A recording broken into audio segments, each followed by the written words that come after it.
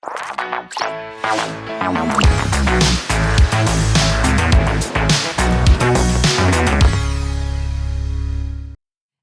there, and welcome to the after show of the podcast of the BigAppleSchool Podcast. So in the main part of the show, we talked about lifelong learning, the concept of CPD, continuous professional development, and skills needed for the future workforce, as well as jobs that might disappear and jobs that will be needed even more. So in here, in the after show of the podcast, we are going to talk about all the personal stuff. So we're going to get into your life. And one thing that we didn't have a chance to talk about in the main part of the show was the CPD plan. So we know that CPD stands for continuous professional development. So do you guys set any sort of a CPD plan or any sort of a plan for professional development? No. No. No. Kinda. But not really. Not really. So am I the only planning geek or something? Because I'm crazy about planning. I just love planning, the whole process. So what's yours? Sorry. So usually at the beginning of the year, I set a CPD plan for half a year because I do not know what other courses might come, my way after June and so on. So normally I would do it this way. If I have specific courses I would like to take and I know what months they're going to take, I put them first. And then in the months prior or after, where I don't have any courses that I have planned to take or any webinars I need to watch and so on, I put one of the methodological books that I would like to read. So let's say, I do not know, January, Teaching Unplugged by Scott Thornberry, because I think this is something I would like to implement in my work. This is something I would like to try. Or let's say, while teaching, I see, I feel like I could develop in teaching listening because I noticed that I don't have that many, let's say, methods. I only use a limited amount of them. So then I put, let's say, for another month or next month, let's say, How to Teach Listening by, what is his name? J.J. Wilburn, for example.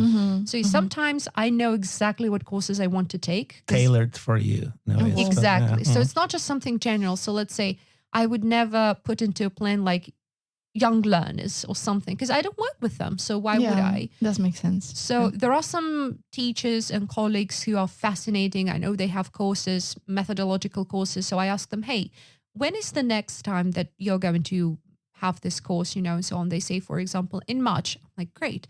So I put that into my plan because in addition to a CPD plan, I also have financial plan. So when I think, okay, if that course is going to take place in March, I need to save a certain amount of money for it in March. So in this way, I'm not overloaded with like studying and so on because I never put into a plan more than like one book. Sometimes it's one book for 2 months because it's not enough to read it. You have to actually start implementing it and seeing what works, what doesn't work. So yeah, but that's my crazy planning side talking. I love planning everything. Cool. I'm sort of, grabbing opportunities style. Yes. So if I see something interesting, so probably I'll go for it. Yeah. Because so I saw, for instance, some probably courses like teaching pronunciation. So why not? Yeah. So I saw some interesting things about working with young learners. So why not? Like, a fun webinar. Yeah, that way. So emails that I get from different local publishers, representatives, yes, or maybe Instagram or Contact. So they help me actually understand what I want, or if I want anything, actually. That's true. I need that sort of inspiration, I think, and stuff. It's not planned, but it's like, oh yes, right that here, also right happens now. sometimes. That's true. That's true. That's why plans won't work with me. So I'm not that. I sort still have of person. some room for flexibility and so on. If I come that's across great. something like, I'm really jealous for people who can really plan and not only the learning, teaching something, but also their financial life and stuff. That's great. I'm really for some reason my professional plan works much better than the financial one. And that's another story. That's another podcast. For me, I think it's the opposite, actually. Really? Yeah, because I always plan my finances. Yeah, like what I can do, where I can invest if I can invest. So what I can spend if I Sounds can't so spend. adult. Wow. I know. But you I know. Yeah, I'm kind of proud of myself. But This is yeah, cool. yeah, with finances it's much easier, I would say. But with again discipline, in terms of learning, like I've said before, so it's kind of you need some kind of discipline and you need some kind of memory probably to remember to learn things. Fair enough. Fair enough. Well, and we've touched upon the changing jobs and learning new things. So I know that we have Alena, we have Ur, who have had some major changes in career. So Ur, can you tell us about what career changes you had and how you had to learn any new things? Well, after the graduation from the university, I didn't want to do something related with my subject, like in American culture and literature, not in literature studies or teaching English or whatever. Wait, you majored in American studies? Yeah. Oh. And I decided to do something like learning the life itself in a way, like trading, exporting, importing. My first job was kind of import and export business. So we were dealing with the HVAC systems, heating, ventilation, air conditioning, and the building installations. So I learned how the construction or how the building should be done in that business sector. So it was kind of a new thing for me. And you had to learn the business sector in general, In general, trading and stuff. trading, international trade, international business, the Wow. transports and everything. And like all the invoices and everything that you need to fill in. And then I changed that to a medical sector. Same thing like invoices, business, but in a medical sector. No, actually it was like a field operations management, which you were more involved with the people rather than the paperwork. Mm-hmm. So I dealt with in headhunting, HR, like management of all the transportation, all the hospital facilities directly related with the patient itself. So it was another kind of 5 years adventure. Then I got bored. All right, it's not what I'm going to do for the rest of my life. What can I do? I can teach. So basically what brought all these changes, every single career change, was boredom. Yeah. It was kind of think about like burning out in a way. Mm-hmm. So, okay, 5 years doing exactly the same thing and every day, like with different faces. Okay, your benefits are great. Your life standard is great, but you can't spend that money because you don't have any time. Mm-hmm. Of course, that was one of the biggest things that made me change my mind. All right, you're earning a lot of money and you don't do nothing with that. So, all right, what is the point? How exactly did you have to learn? Like, were you provided with the materials? Was there somebody to guide you or? Yeah, I had the mentors. I had the management mentors. I had like the systematic planning mentors. I was sent to the seminars, overseas or like other countries to learn the basics of the things in both sectors, in both business plans, like an importing and exporting and plus like an because I feel like, when I hear such changes, like radical changes in career and in the sphere, one thing that always kind of scares me, even to think about it, is how exactly are people learning all this? So like, do you have to go through that on your own? But it sounds so scary. And yeah, it is. At first, all right, you don't know nothing about that. Okay, you are expected to just run a hospital patient service by your own, and then you are allowed to build up your own team, like with people. But first, you need to get the education, get the material, get the literature of it, and then you can build your own team step by step. It was kind of cool. But at the end of the day, like in 5 years, okay, come on, I can't do it. I have to come clean and maybe make some sort of, it's not news, but to share my experience, because half a year ago, so I have several students who work in the same company in Cyprus, a trading company. And one of them once just looked at me like, Katrina, have you ever thought about changing your job? I'm like, not really, because I love teaching, but why? It's like, we have an opening, an opening vacancy in our company. I'm like, and I know the company and all the perks it provides. What was the position? I'm going to tell you that. So I'm like, at your company. So the one that has a rooftop bar, free coffee, and provides people with cars and Mini Coopers. I'm listening. Okay. So, and the position was training specialist. So basically the person who provides training to the employees and the clients of the company. So it was basically teaching, but in a corporate level. On a corporate level. And I thought, well, it's still teaching. It's something I had never done in my entire life. So why not? So, and that was so scary. And I applied, but unfortunately there was another person who applied having the experience in trading. It's a trading company. So they said, unfortunately, if you had at least some knowledge of trading, like that would have been yours.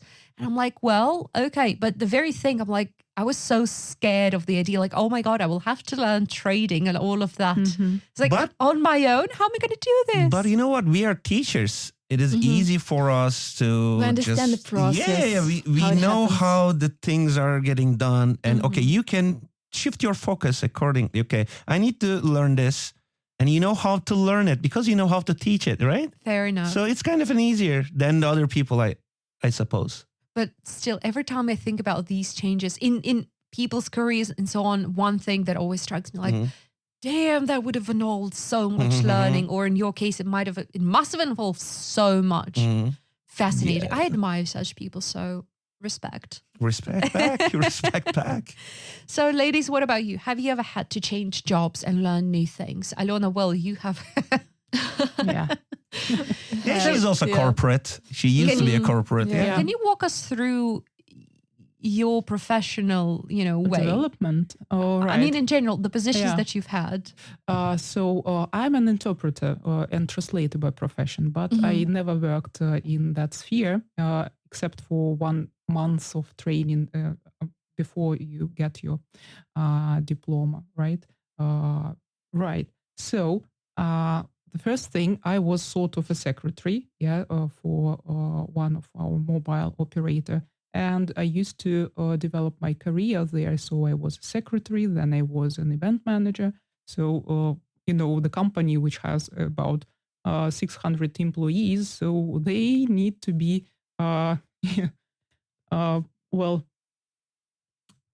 right.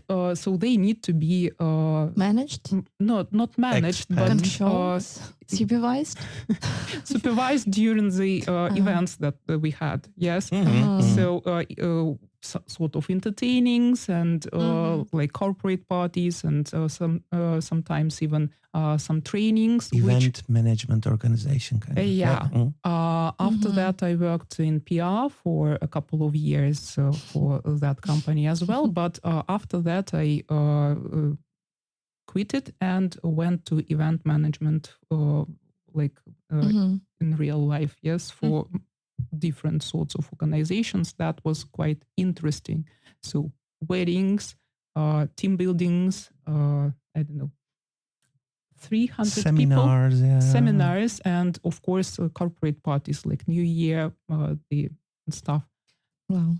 So what were, again, if we go back a little bit, so between the majoring in translation and interpreting, so what happened? No, it's not what happened, but what were the skills that you had to learn in order to keep working in that area? You mean translation? No. When you moved from translation, well, when you were starting to be a skills, usually it's some communicative skills. This is providing service, right? So it's like to hear the demands and provide the best ideas. So that's sort of a creative work quite a lot, right? So for instance, if we had to organize, a meeting of our top managers, somewhere in Sheregesh or Altai, So it's like first it's logistics, then it's not only the meeting, which was provided by the secretaries, like the staff, the topics, but also some entertaining part. Mm-hmm. Yeah. Mm-hmm. So it's not like drinking, but it must be organized. Organized. How many bottles do you need? Who are you going to serve them? Are they going to be cold or not? Yeah. These are little details. Including that, but also usually there were some trainings. Mm-hmm. Yeah. Mm-hmm. So they were like facilitation or stuff, right? So something useful. Yeah. And maybe developing. Yeah. So something like that. Mm-hmm. And you had to deal with the service providers, with the with transporting companies, and even the probably the touristic agencies, so which helped organize all of that. And during those years, I mastered my makeup and special effects stuff, right? Because I was quite fascinated. As a sidekick, sort of, yeah. So that was a hobby which helped me understand all that, at least how it works, yeah. So that was the first step, as I told you previously. That was just makeup. Then I was interested in how to make the masks, for instance. Yeah. So what plastics? Yeah. What materials you can use? Prosthetics. Yeah. So that lots of things. Yeah. Even we used to make sort of stuff for decoration. Yeah. So maybe the bloody hands, which for the quest rooms. Yeah. Right. So that was quite interesting, because this is the whole process. You first have to make the cast copy, of the body part, face, the head. To look authentic. Right.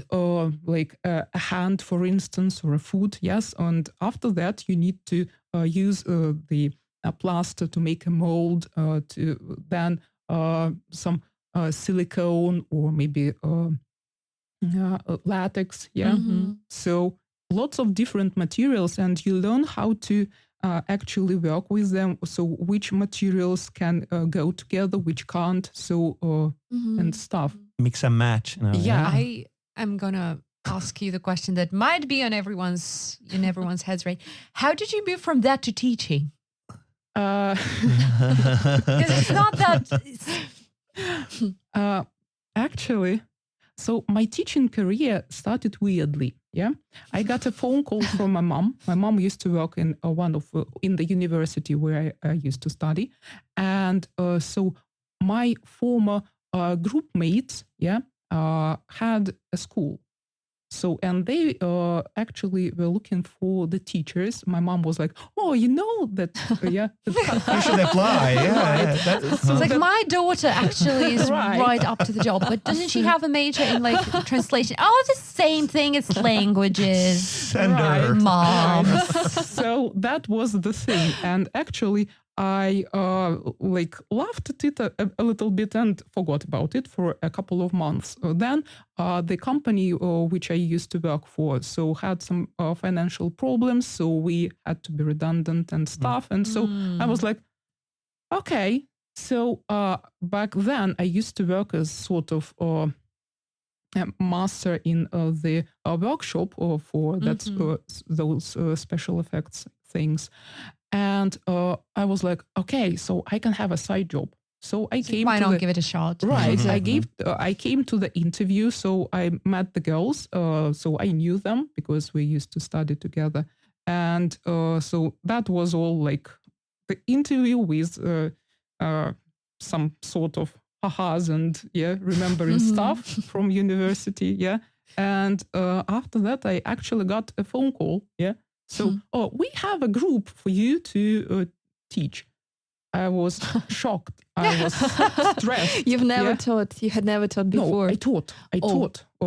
I taught the individuals probably. Yeah, individuals. So I helped a few students and my aunt, to get some exams, right?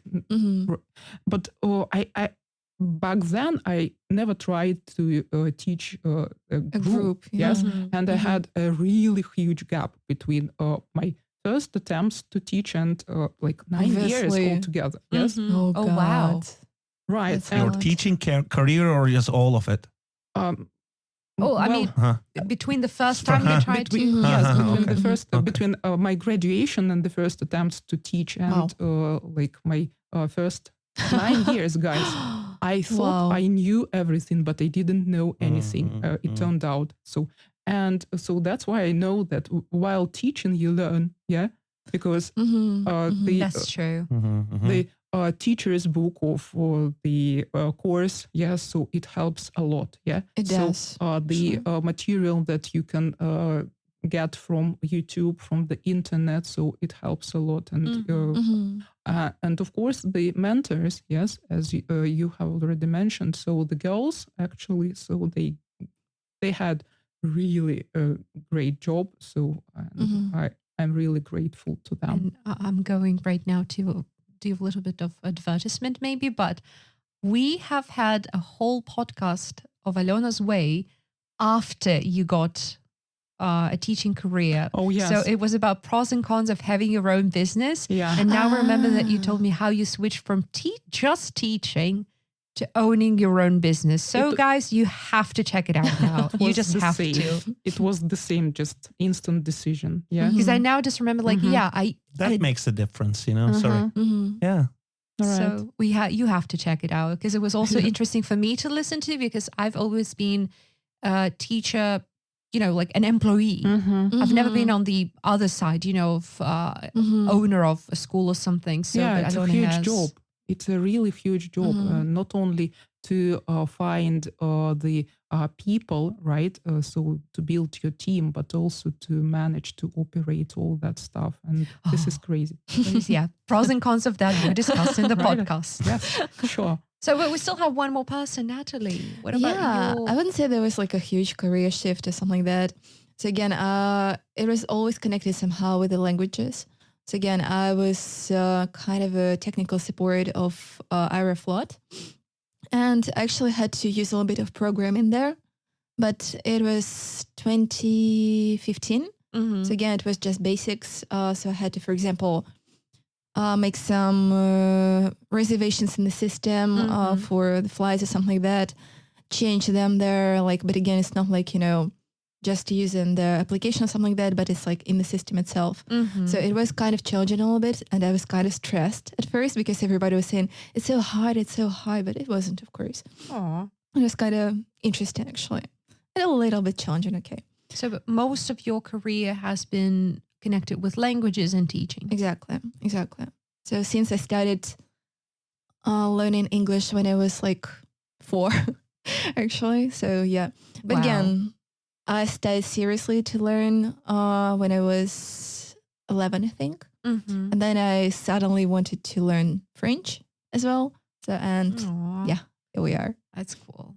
So, and we still have a couple of minutes for my last question, which is, so what about continuous learning in everyday life? Do you have anything that you're currently learning in terms of non-job related skills? Yeah, of course. Yeah. Well, you and your 50 courses on Coursera. I'm watching tutorials on YouTube how to improve your stick development, stick control for drumming. So it's been a while, like yeah. That's so it's nice. been like in 15 years that I haven't drummed in a way that I used But to you watch drum. videos. Yeah, I'm watching the videos like in single stroke rolls or double rolls. Or, And do you practice? Yeah. And I have my nice. drum pad right now with my sticks. Yeah. That's amazing. That's cool. So yeah. That's cool. I just watched a film about that, Whiplash. Whiplash, yeah. That's a Yeah. great movie. Yeah, About, that's drumming a and stuff. great movie, one of the greatest. Aw. Yeah. How to get surprised? Ask people what they're into, I don't know, Natalie, any sort of skills you're learning? Yeah, so some cooking videos, of course. Sometimes, again, I don't think it's a skill, but I watch a lot of videos about philosophy, actually.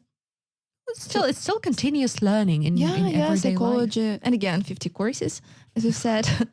Okay, maybe not 50, maybe 40. But again, something about these numbers. That's interesting. Nothing much right now because I'm binge watching.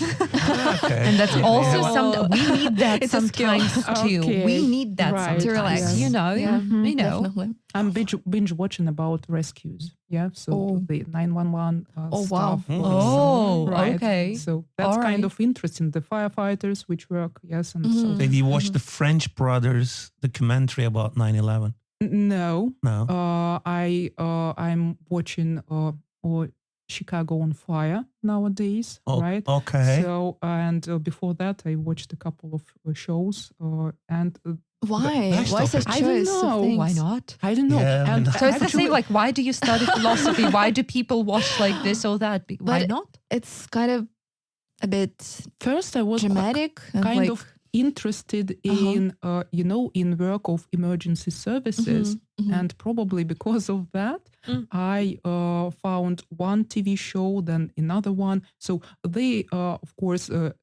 they have a lot of drama, Exactly. love story and stuff, but also so you watch the people work on the site. Yes, so when something Stress management. Yes, when Yeah. something happens, so and this is like the people's reactions. So of course it's acting, yeah, but also it's quite interesting to watch it all. So I don't know, is it useful or not nowadays? Why? So No, I think things so. don't have to be only useful or Right. not useful. Yeah. It should be something that we enjoy doing. So what else is there to what else is needed? But don't they like bring you down a little bit? Because No. again, a lot of people die No. there probably, and It's like, you know, I'm really it's like a filter you built like okay. sort of filter. Yeah, resilience so like in a way, prism, and yeah. so you know that it's artificial, it's all set, but also it's probably not real. no Ah. just TV shows. It's a Right. traumatized No, I would never watch traumatization. That's why I was surprised No. actually and shocked a little bit. Like, why do you watch people die? What the hell? That is an interesting topic, by the way. Yeah. oh, we're actually going to have a podcast about death. It's Alright. a little bit, yeah. I want to be in. You're like, I want to be in there. Bring me So in. yeah, it's a little Yeah. sneak peek to some of the future Okay. topics. Whoa. But yeah. So about the culture and everything. Whoa. Okay. So, and I'm currently also having some continuous learning. I would love to learn more about like finances and how all of that works, you know, investment and so on. But I'm currently more, I think my continuous learning is more about reading nonfiction.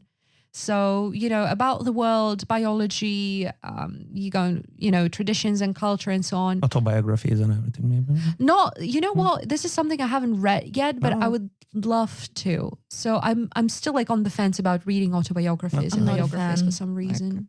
Mhm. So yeah. boring And to there's me. one more thing. I don't know why I would love to do it, but I started to slowly but surely learn more about vegan cooking.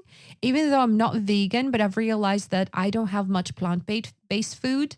So I'm like, I want to have more diversity in what I eat. So, and usually when we think about, let's say, side dishes, like the only thing that comes to mind is like pasta, rice, mashed potatoes. That's not enough. It can be a future investment too. Do we have any vegan restaurants around Novosibirsk? I don't think so. Just a couple. We just a have. We do couple. have them. Okay. Yeah. So yeah, but I'm like, okay, that would be interesting because this is something I have never done. This is something I don't know much about, but this is something that could be really helpful for my own personal benefit. Mm-hmm. So yeah, this is something that I'm doing at the moment. Yay. Turned out to be so fun. Do it. So guys, I would love to know more about your listeners' experience both with changing jobs and learning new things. So what are your thoughts on professional development? What are your thoughts on lifelong learning? And what is something that you are learning nowadays, be that work-related or not work-related? Make sure to check, this vocabulary list that will be attached, and make sure to share your stories. As you remember, we're always here in this private chat where you're listening to this right now. So we're always eager to talk to you. And thank you so much for being a part of our community and listening to the after show. So that was the Big Apple School after show of the podcast.